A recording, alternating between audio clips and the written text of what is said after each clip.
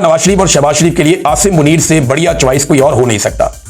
उसकी वजह यह है कि आसिम मुनीर साहब जिस लेवल तक चले गए हैं, इस लेवल तक कोई और जर्नैल शायद ना जा पाए, क्योंकि लोगों के घरों तक, खवातीन तक कोई जर्नैल नहीं गया।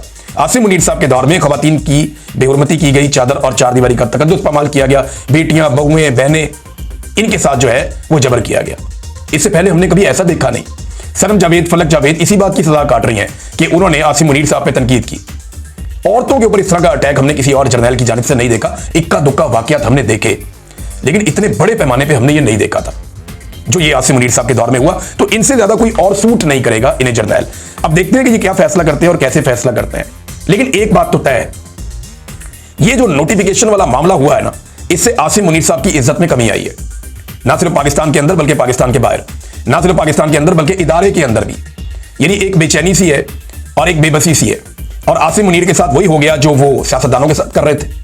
यानी जिन लोगों को लाकर बिठाया उन लोगों ने लटका दिया बीच रास्ते में, और अब आसिम मुनीर साहब का नोटिफिकेशन लटका हुआ है।